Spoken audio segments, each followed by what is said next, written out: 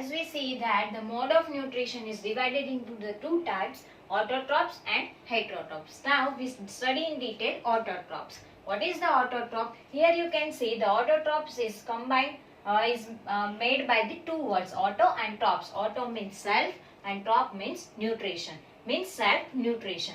An organism which can synthesize their own food is known as the autotrophs. Mainly the autotrophs is making their own food by the photosynthesis process.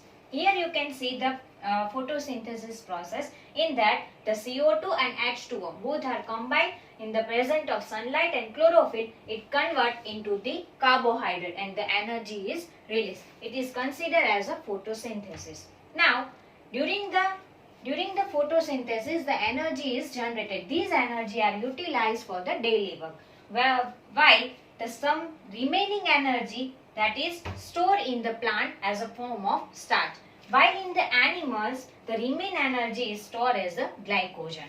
Now, in the photosynthesis process, there are mainly three stages involved: the absorption, conversion, and reduction.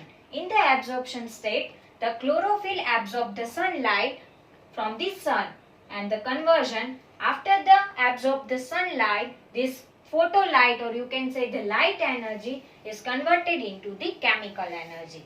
Then after the last step, that is of reduction. In that you can see here the carbon dioxide is reduced into the carbohydrate. What is the meaning of reduction? That you learn in the first chapter, but the reduction means the adding of hydrogen or the removing of the oxygen we consider as a reduction. Let's revise.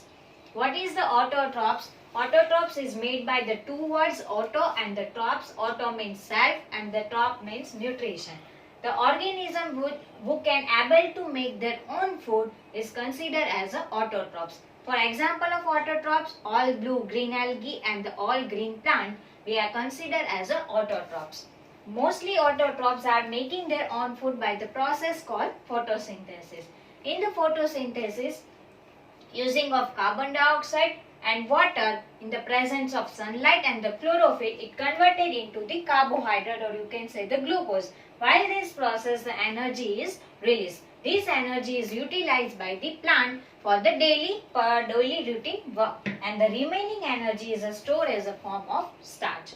While in the animals, this remaining energy is stored as a form of glycogen. Now, what are the steps are taken for the photosynthesis process? There are three stages.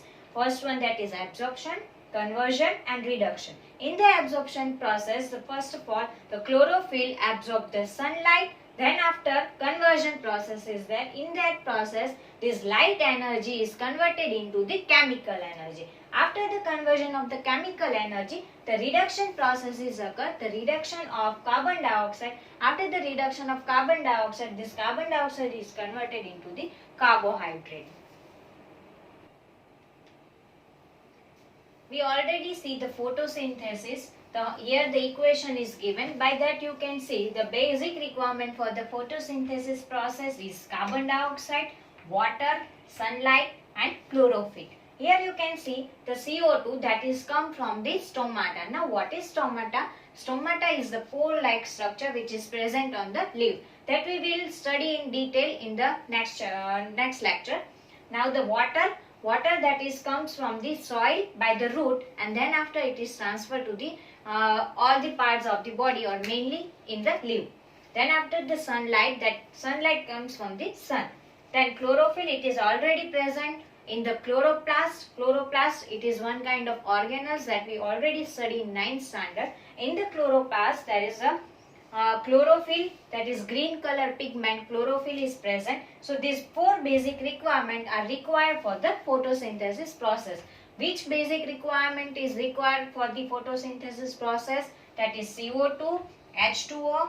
CO2 means carbon dioxide, water, sunlight and chlorophyll. This carbon dioxide is came from the stomata. It is pore-like structure which is present on the epidermal layer of the leaf.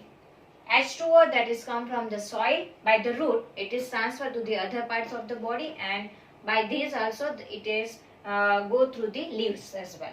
Now the sunlight is came from the sun, and the chlorophyll, that is present in the chloroplast organelles, and in the chloroplast the green color pigment is there, it's known as the chlorophyll. So these four basic requirements are required for the doing of the photosynthesis process.